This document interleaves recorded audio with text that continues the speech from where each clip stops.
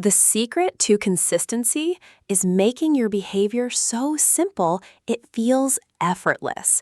If it takes more than 2 minutes, you've already lost. Today, we dismantle the obstacles and build a system that finally sticks. Key 3. Response. Decrease the difficulty. Another way to improve your habits is to focus on the third stage of habit formation, the response, or the behavior itself. Clear argues that it's human nature to only follow through on behaviors that are easy to perform. So, to stay motivated, he recommends making behavior as effortless as possible. Clear clarifies that making behaviors easy doesn't mean only doing easy things. The idea is to make it easy for you to keep showing up for the behavior you want to perform. By showing up, you maintain your desired identity, which gives you pride and confidence to keep making progress. Note: contrary to Clear, some research suggests that paradoxically, it's easier to make a dramatic change than a small one. Dr. Dean Ornish designed a program that successfully helped 77% of people with heart disease change their lifestyles. This is impressive because without the program, 90% of heart patients who undergo severe surgery don't improve their lifestyles, even if doing so would save their lives. Dr. Ornish attributes his results partly to the dramatic changes his program requires. By making dramatic changes, heart patients saw fast, dramatic results that motivated them to continue. Make behaviors easier. Clear recommends reducing the effort an action requires by removing any obstacles between you and the behavior. The more obstacles there are, the less likely you are to act. For example, if you want to read more before bed, remove the obstacle of needing to get a book by placing a book on your pillow after waking up each morning. Note: removing an obstacle only makes performing an action easier if you remove the right obstacle. To identify what that is, examine how compatible the behavior is with existing routines, as well as the time, money, physical effort, and mental effort involved. For example, placing a book on your pillow won't help you read before bed if you're too tired to concentrate on the book. In that case, the obstacle you really need to address is your energy level. Clear suggests another way to make a behavior easier. Break it down into steps that only take 2 minutes or less. Then do just the first 2-minute step. This doesn't mean you do a 2-minute version of the habit.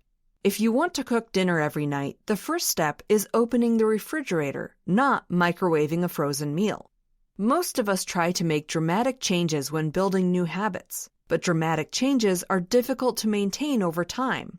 When you focus on tiny increments instead, each small success motivates you to achieve other successes. So committing to 2-minute actions at a time makes it easier to perform each required step until you've achieved the full habit. For example, say you decide to start cooking dinner every day. You're successful for a few days, but on the 4th day you're too tired, so you order takeout. Suddenly, the behavior has stopped.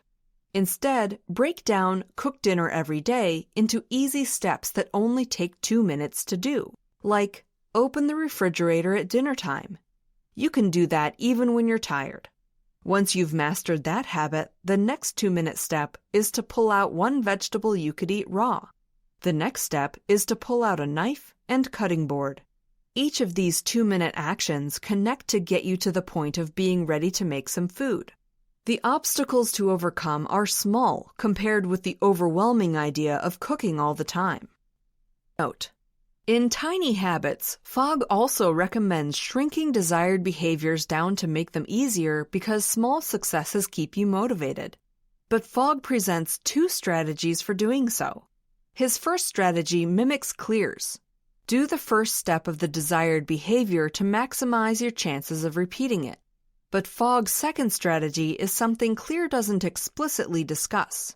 Do a scaled-back version of your desired behavior. For example, if you want to cook dinner every night, both Fogg and Clear would recommend the first step of opening the refrigerator every night, but only Fogg would recommend the scaled-back version of microwaving a frozen meal. Key 4. Reward. Make it fulfilling. Finally, Clear recommends habit formation techniques that focus on the final stage of habit formation, the reward. Clear contends that rewards must be fulfilling for habits to form, because if you don't enjoy the results of your efforts, you won't keep trying. Many rewards you receive are delayed. For example, you only receive a degree after years of studying. But we're wired to want instant gratification, and most good behaviors need time before the positive results accumulate. You sacrifice now to benefit later. So to stay motivated to continue good habits, Clear recommends finding ways to create rewards that are instantly fulfilling. Note: in Switch, authors Chip and Dan Heath recommend one technique for providing instantly fulfilling rewards when working on a long-term goal. Build small, frequent milestones into your plan and celebrate them. This ensures a regular supply of instant gratification opportunities. Consider adopting this technique when building habits. For example, if you want to run regularly, celebrate when you've run a total of 5, 10, then 20 miles. And new habits with rewards. One way to create fulfilling rewards is to add positive reinforcement at the end of the desired behavior. Clear explains that we remember the end of a behavior more than any other part. So doing something immediately satisfying at the end of the behavior will keep you motivated in a way that delayed rewards can't. For example, the reward of a better grade next month may not elicit enough pleasure to keep you motivated to study an extra hour every day. But if you end each study session by eating a cookie, you'll increase your motivation to study.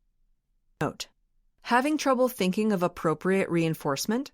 In Tiny Habits, Fogg suggests that whenever you successfully perform a habit, you celebrate in a way that makes you feel accomplished and happy.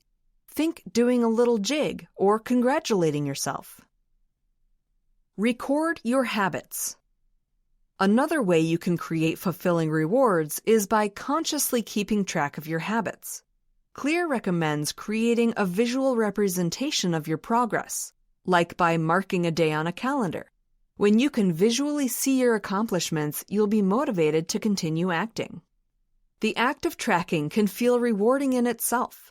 It's satisfying to mark each successful completion of an action in some way.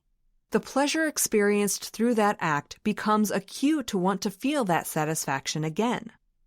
Note: if you're a perfectionist, consider tracking your habit less often than you'd like at first. For example, do a habit you want to perform every day, but only track it twice a week. You'll see enough progress to motivate you, but reduce the likelihood that you'll miss a day on your tracker, and the chances you'll grow so discouraged by imperfection that you give up. Only track one major habit at a time to avoid becoming overwhelmed by the act. Note: in a separate forum, Clear adds that you should only develop one habit at a time. Many habits are actually combinations of behaviors, so taking on too many could overwhelm you. Breaking bad habits. You likely have habits you wish you didn't. Since a behavior must go through all 4 stages of habit formation to become a habit, disrupting one of those stages can break a bad habit. To do so, invert the keys from positive to negative in the following way. 1. Cue. Make it unnoticeable. 2. Craving. Decrease the appeal. 3. Response. Increase the effort. 4. Reward. Make it unfulfilling. For example, if you want to break your habit of shopping at the mall on your way home from work, you could make the queue less noticeable by taking a different route home. You could decrease the appeal of the habit by attaching a paper to your rearview mirror that shows how much money you could save if you stopped shopping daily. You could increase the effort of shopping by parking on the bottom floor of the garage and making yourself climb the stairs to reach your desired store. Finally, since paying by cash rather than card makes you more aware of your spending, you could pay exclusively in cash. That way, shopping won't give you the reward of stress relief, but rather add to your stress by making you worry about your finances. Note: in The Power of Habit, Duhigg presents an alternative model for breaking bad habits. Uncover the main cue and reward, then change the response in between. For example, if you learn that on your way home from work, cue, you go to the mall, response, for stress release, reward, find another response that reduces stress, like calling a friend during your commute instead. New section: Finding the Right Habits. You now know how to create habits, but which habits should you develop? Clear explains that the habits you gravitate toward and are able to maintain are influenced by your genetic makeup, predispositions, and natural talents. So he recommends choosing behaviors that highlight your strengths and interests. They'll be more enjoyable and easier to stick with. The Big 5 Personality Traits. One way to figure out your optimal behaviors is to learn what personality traits you possess. There are 5 main personality traits, each with a spectrum of behavior that highlights who you are. All 5 are rooted in biology and typically remain unchanged throughout your life. Openness to experience. People high on this spectrum are more daring. People low on the spectrum are more careful. Conscientiousness. People high on this spectrum are more methodical. People low on this spectrum are more relaxed. Extroversion. People high on this spectrum are more sociable. People low on this spectrum are more reclusive. Agreeableness. People high on this spectrum are affable. People low on this spectrum are more withdrawn. Neuroticism. People high on this spectrum are more fretful. People low on this spectrum are more assured. Why the Big 5 may not be useful. Assessing your personality using the Big 5 traits may not be as useful as Clear contends.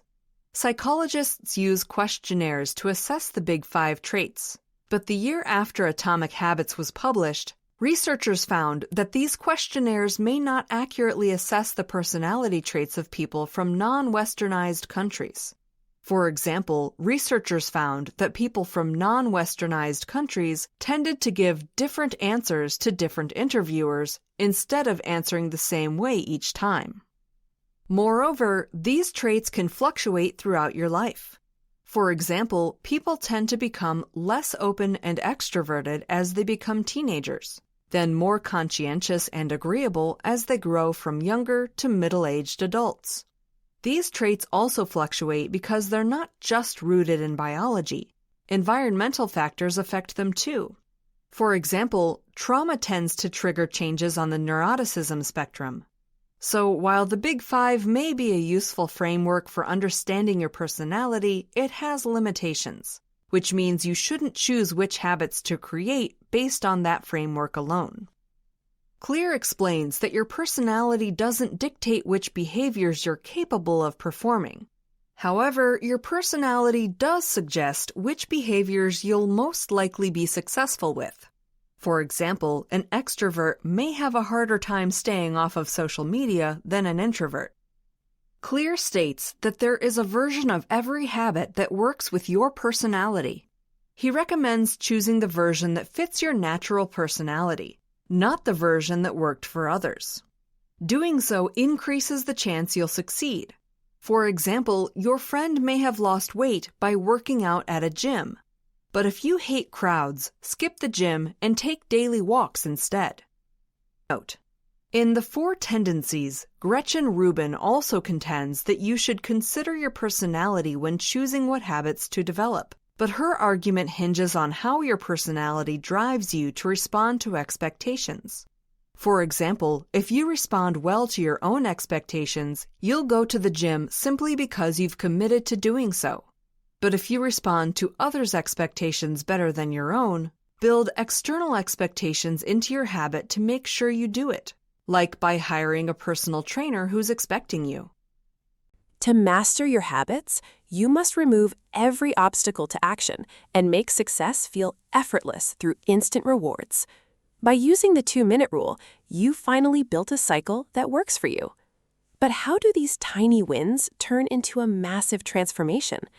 In the next chapter, we escape the trap of goals and enter the valley of disappointment to discover the systems that make success inevitable. Subscribe to complete the series. Like if this helped